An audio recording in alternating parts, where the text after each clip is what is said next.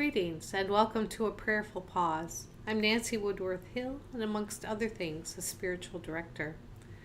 Today we will look at a practice called generous listening. When we are engaged in a conversation, it's most often the case that we listen in order to respond, or in some cases, to react. This means that our attention is split between what we're hearing and understanding and reading off of another person and our own formulation of an immediate response. There is another way to listen. It goes by various names: generous listening, deep listening, contemplative listening. It's a way of listening or hearing another person without immediately judging, trying to control, or formulate a response. This way of listening requires a mind which may best be described as mindful or contemplative, having characteristics of being open, alert, attentive, receptive, curious.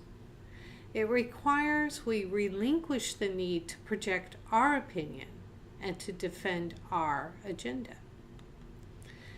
This way of listening encourages openness to the humanity and the life experiences of the other, and a willingness to be surprised, take in ambiguity. It often shifts the conversation from providing answers to asking better questions. It's an intimate undertaking to listen for another's truth, which has the potential to increase the listener's vulnerability as the need for control is relinquished. This way of listening, though, may be cultivated with practice. It will also increase the retention of the content of the conversation. It's important to clarify the notions of judgment and discernment.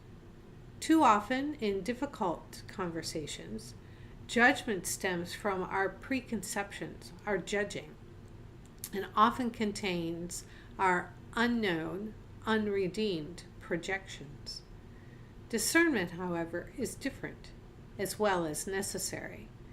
When engaged in generous listening, we are often led to wiser discernment.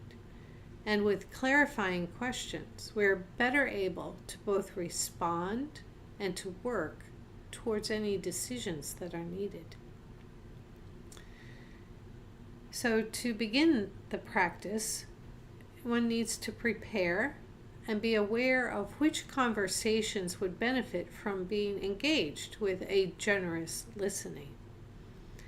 Once these conversations have been identified, it may be helpful to engage in a small centering practice first, something like taking 3 deep breaths and just being aware of the air coming in and out, or imagining oneself held in the divine light, or literally physically centering, moving one's body gently, slightly back and forth to center, find that center. Now that one has done that, remind yourself to be mindful, ready to listen generously, with curiosity. You can ask questions to give you better understanding or clarify what you're hearing.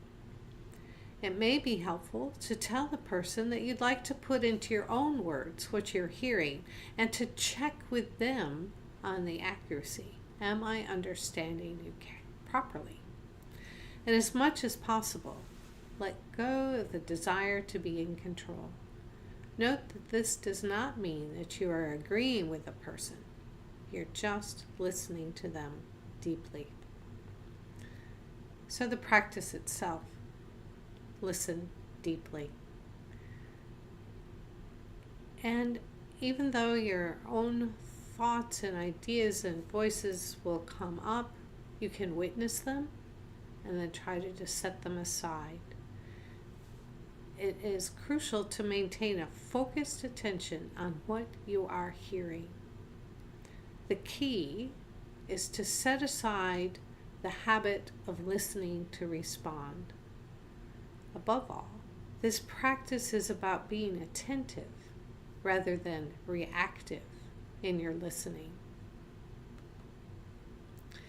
If this video has been helpful to you, please consider sharing it. Go in peace.